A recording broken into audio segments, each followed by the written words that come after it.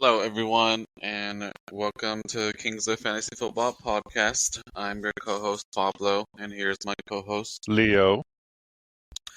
So, in today's episode, we are going to do a reaction episode to Leo's in-person draft for the Scott Fish Bowl. And for all of our listeners who are not aware about the Scott Fish Bowl, I'll allow Leo to explain it since he's been doing it for a few years. So, Leo, kind of give a summary of what the Scott Fish Bowl is.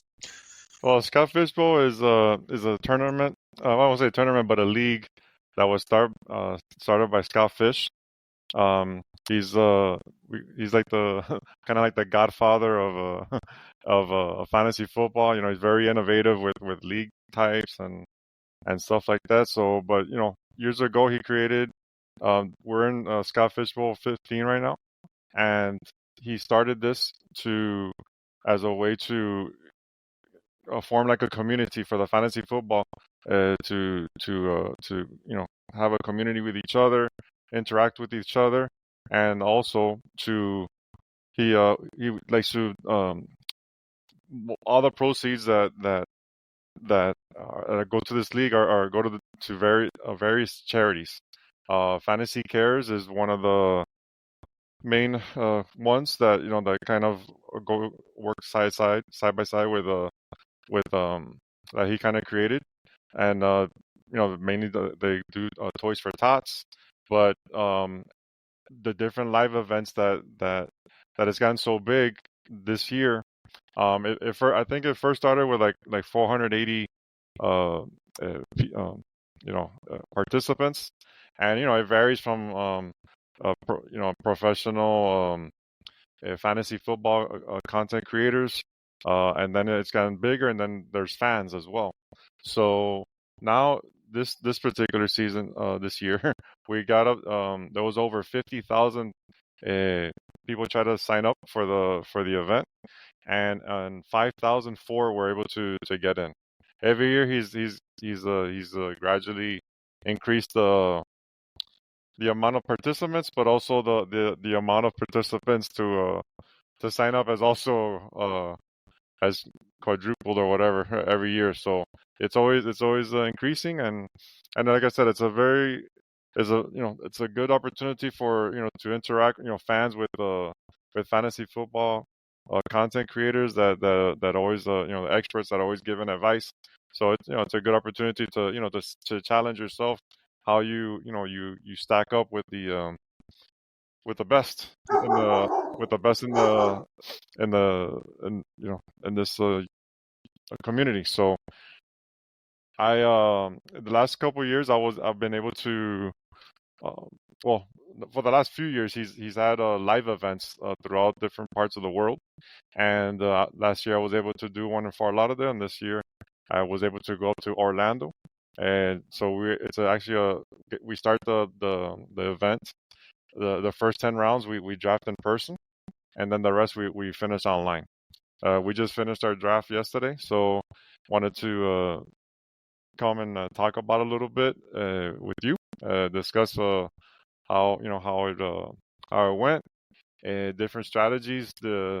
Every year, Scott Fish always makes it interesting. He's always changing the rules every year. This year he has the strategy. It kind of it varies because there's like really no set. It's like positionless this year, so there's no, even though you can start two quarterbacks as a flex, but everything else is a flex. So you can start up to 11 players at a time, and then we have a total of 22 on our roster. So all of our leagues are basically what happens. There's individual leagues, and then when it gets times to the playoffs, which I think starts around week 12 or so, and then like whoever he starts tracking it, and then whoever has the most points or whoever has the better record, they qualify for the playoffs, and then there's a whole bunch of wild cards and stuff like that, and then it just starts it just basically becomes whoever scores the most points over everyone else. So every week it starts, dwindling down until there's one champion at the end. So this year they in the settings it kind of favored the kind of like the I want to say like the running back position, because you would get more for every rush you would get a half point per rush. So you wanted to try to the running backs are flying off the board this particular year. You also wanted to try to get quarterbacks that rush as well, because they not only are they going to get points for throwing, but if you get one of the quarterbacks that rush, those attempts are they add up quickly.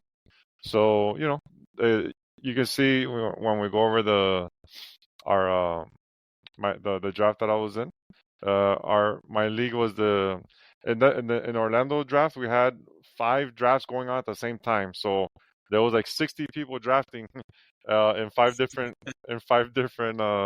leagues at the same time. So it was I don't say chaotic, but it was interesting for sure. But it was a nice place. It was they Rock Pit Brewing in Orlando was hosted us.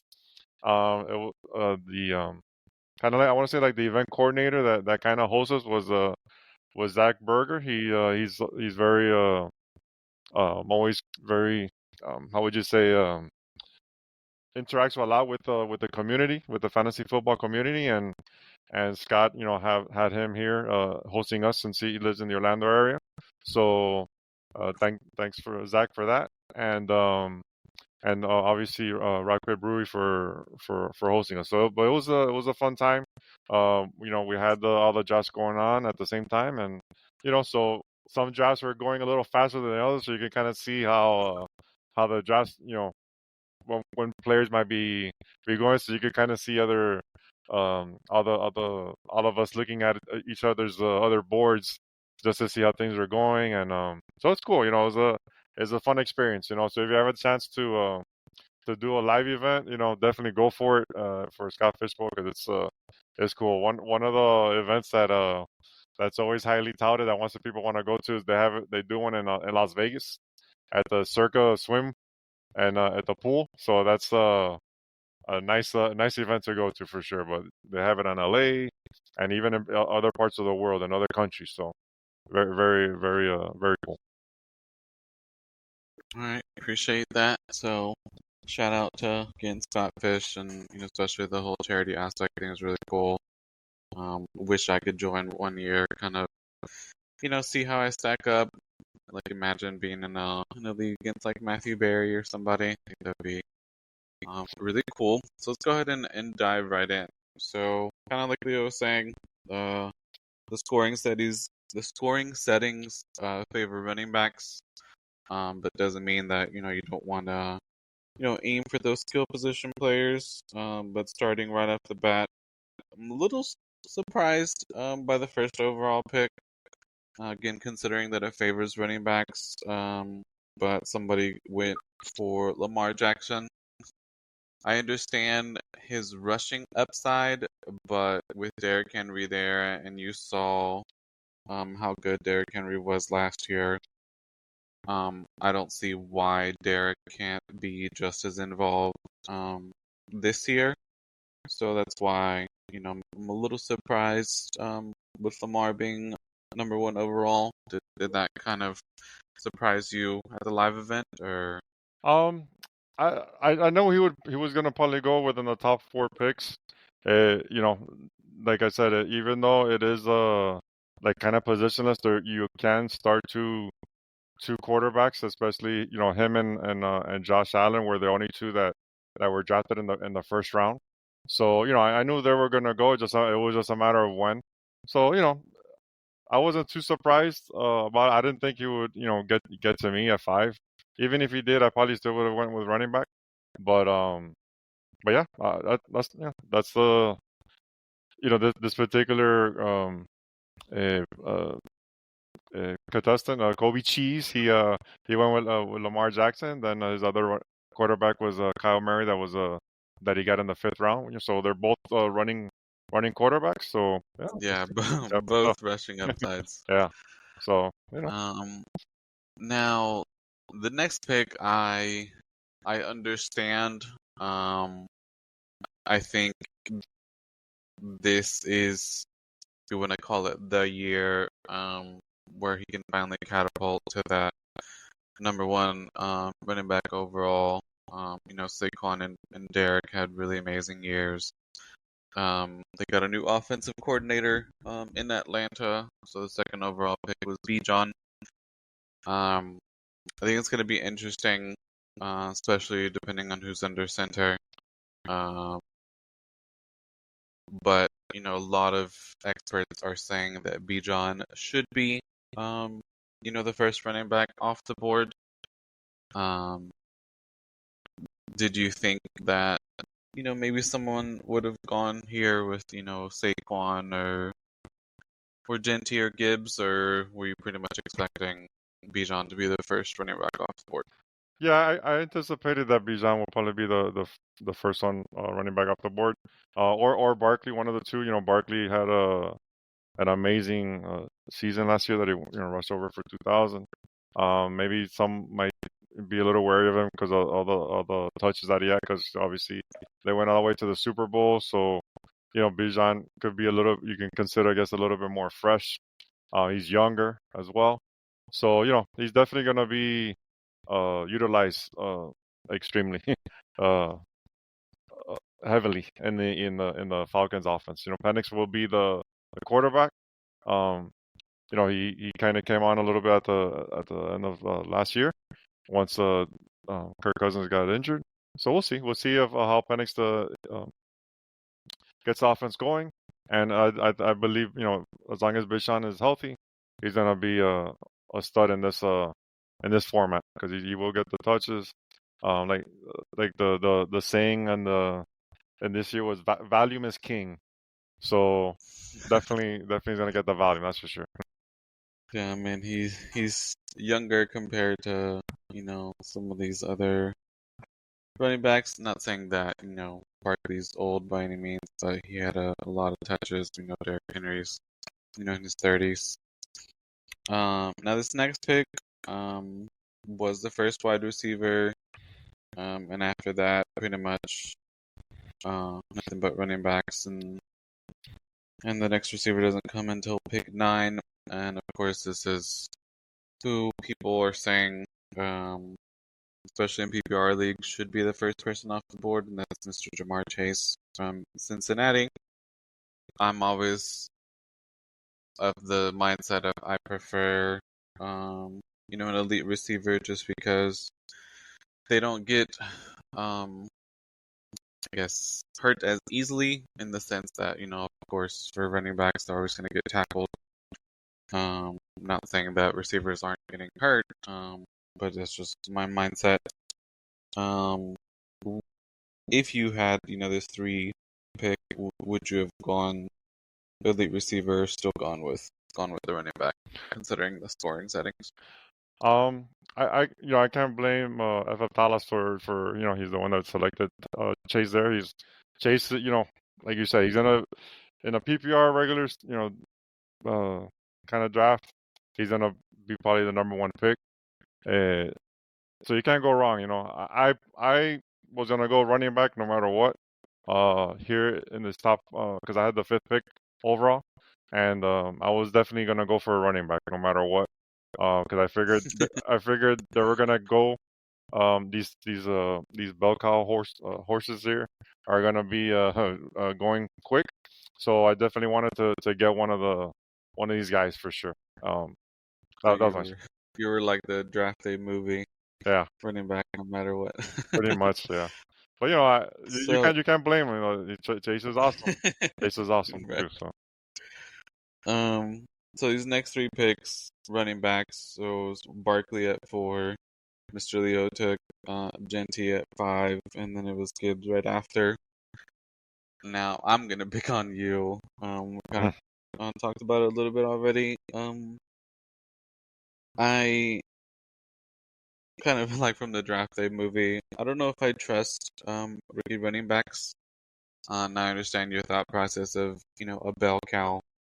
But I think here I would have gone someone who's already established, whether it's Gibbs, CMC, or A-Chain. So kind of talk to me about your thought process of getting the rookie here at 5. Yeah, going into the draft, I kind of had like kind of the mindset of I wanted to get Genty if he was there for me. I was available to me at this time, like you said, was Gibbs. McCaffrey was still there, and a chain. Um, I between Genty and Gibbs, to me, Gibbs is he's a stud, this and that, but he still has David Montgomery there. So to me, they're gonna be even to me, Genty's gonna get most of the touches in this offense. With Carroll, Pete Carroll there. That's how he ran things when he was in Seattle. Marshawn Lynch was a beast, getting most of the touches, and I see Genty doing the same thing. So to me, that's why I really wanted to get him. McCaffrey, I love McCaffrey. He's like, if he's healthy, he's probably the highest scorer in this league. It doesn't matter if he's healthy. um, you know, uh, he's had a couple years here and there that he gets hurt. He has a lot of wear and tear as well. Chain was the other one that maybe I thought about as well, but he's also been a little banged up here and there too. So the running backs they're basically running into a wall over and over and over again. So that's why to me you always want to try to get young running backs so you can hopefully they last longer. Once they start getting some wear and tear, they tend to break down a little bit. All right. Now the more like, I guess, shocking pick to me, especially in this first round, was number 8. Someone took Brock Bowers when you still had the likes of, Justin Jefferson, A-Chain, Lamb, some of these elite receivers. Because to me, if you're going to draft Bowers at 8 when you still have an elite receiver on the board, you're telling me that he's going to score more points than an elite receiver. Especially now with Genty there. Yeah. Last year, of course, they didn't really have much. But yeah, that's a shocker. Were you shocked? I knew someone would draft Bowers and McBride early, because one of the things also in the settings, in the scoring settings, is that this is also a tight end premium league too. So in the quarter the tight ends, I think they get, I believe, 2.5 points per reception. So they get Oh, wow. they get an additional point. Yeah. Okay. So that So yeah, that they changes change a it. lot because Yeah. So that's why him uh, and McBride were kind of like high up drafted really high, because they were gonna be they're one of their focal points of their offense. So that's why they both went in the first round.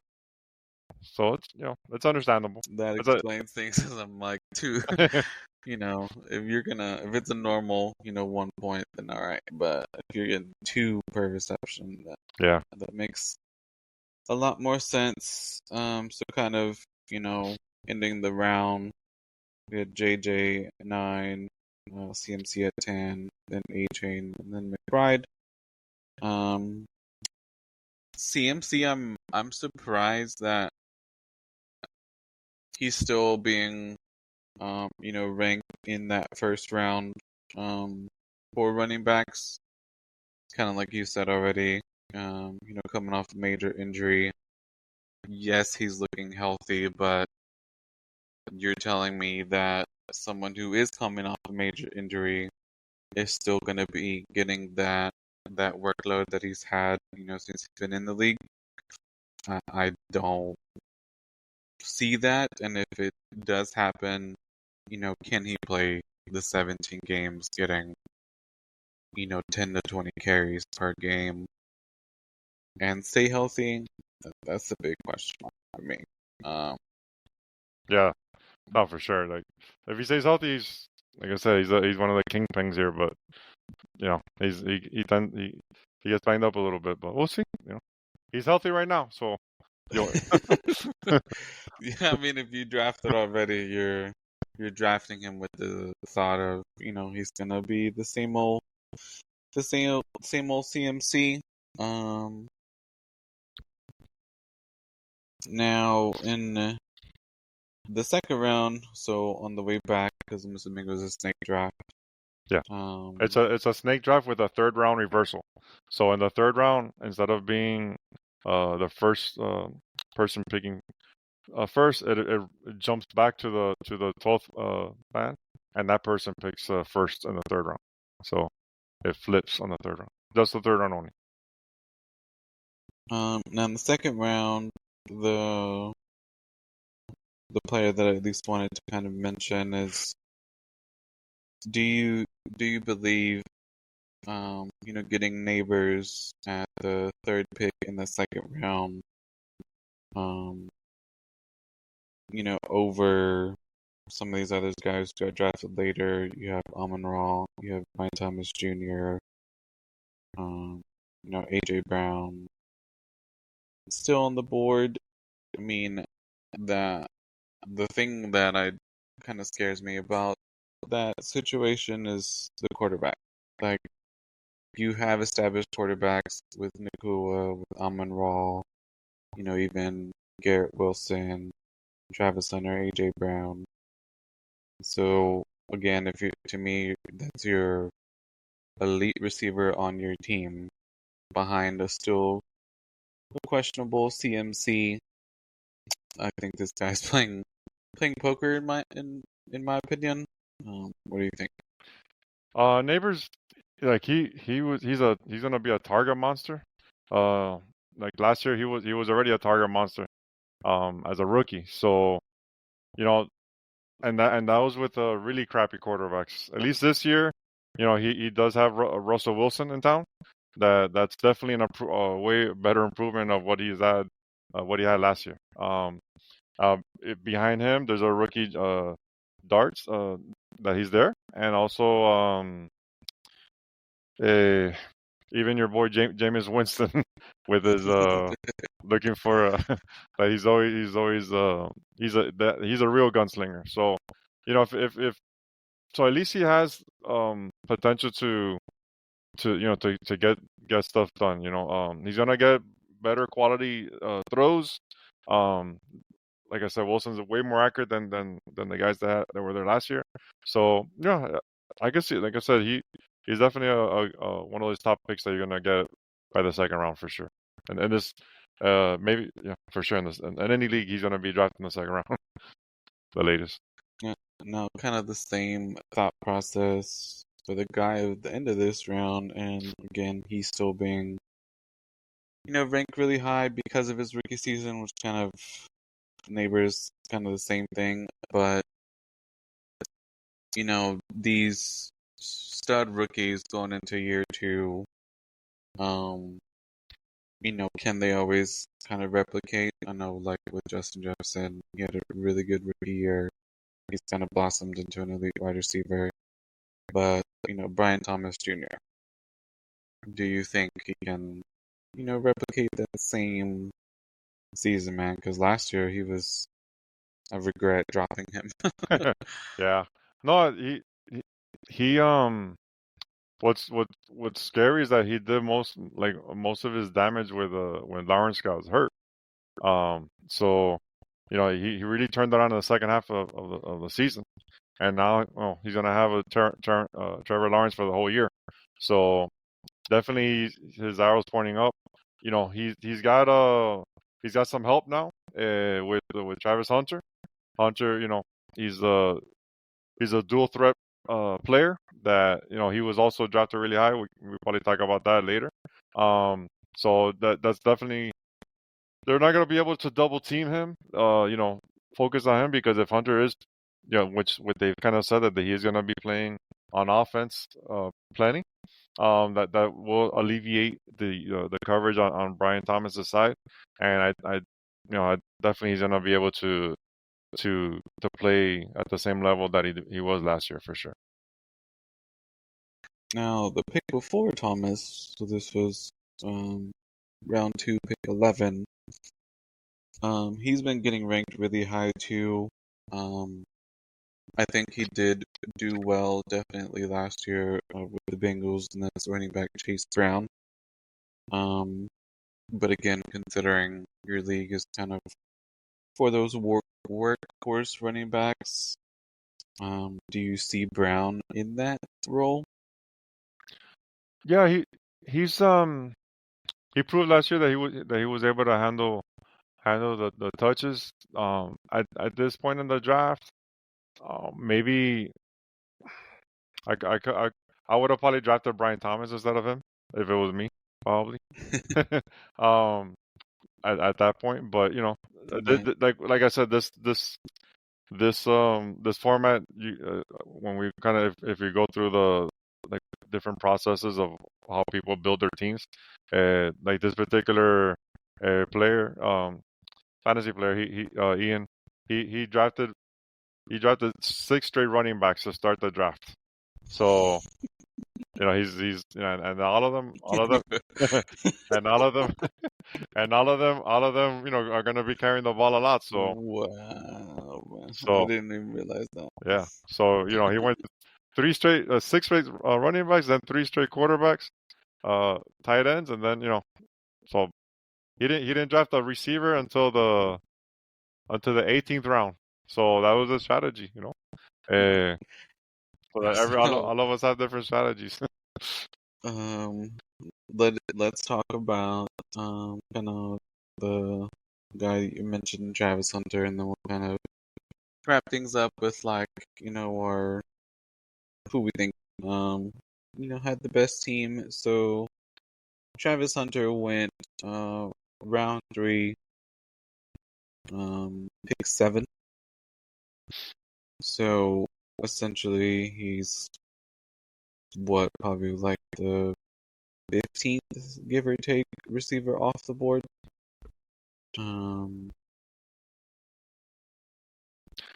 Now, from what I've been seeing on posts from Sleeper and other fantasy apps, I think you were mentioning in our other podcast, he's basically going to be a cheat code, so he's going to get like points for his defensive plays and offensive.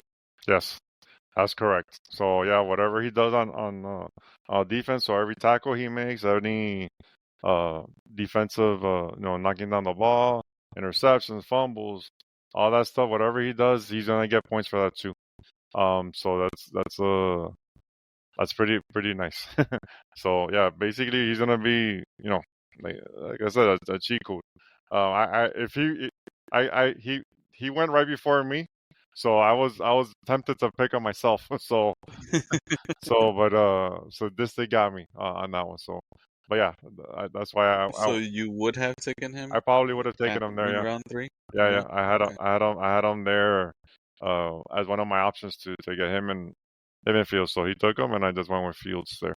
Um, I at that point when in the 3rd round, Joe, I can't believe myself that I picked Fields over Joe Burrow, but I just like I said, Fields, like he's proven that when he is the quarterback, and especially in this format with all the rushing attempts he's gonna have, he should score a lot of points. And I wanted to pair him with Garrett Wilson, his college teammate. So I wanted to stack those guys together. So that was one of the things I wanted to try to do in this draft, just to see what happens. So, let's just again take a few minutes. So taking a look, and I'm not gonna go all the way down because I know you had a lot of rounds. 22 rounds. Which is a lot. I think normally it's like 15 to 16 rounds, for standard drafts. So just from the eyeball test, considering your scoring settings, I really like Team 3. He has 2 good tight ends, especially with your tight end scoring settings. He has a stud receiver, stud running back, stud quarterback. So essentially, at all the position levels, his depth is not great. Um, but if his first 5 picks perform like they're supposed to, I think he has a really good team. Now, besides yourself, Leo, what team do you like? Let's see here. There's a couple teams that I like what they did. I like Dynasty Mofo, number team 11. He has a chain with Lamb, London, Connor, Adams, Sutton. Like he has a lot of stud running receivers, and even the one that we were kind of talking about earlier uh with the he's got a good receiving core, Savage. But the thing is that his running backs probably a little weak, so he went heavy receivers. So we'll see. I Uh, just noticed Savage. Yeah, I like that duo that he got with getting Nico and then Stroud later in the draft. But yeah, his yeah. his receivers were really nice. So we'll see. Jefferson, Nico, and Collins. Yeah. Um, Yeah, that's a high I going threesome right there. So but yeah, we'll see. We'll see. I think all our teams are pretty evenly matched. even Yeah, I even think yeah. so. I think the most project like this week I'm playing Alfredo. Well, not this week, but week one, I'm playing Alfredo around that he writes and he does content for football guys. I met him, super nice guy. He actually hosted us in Fort Lauderdale draft last year.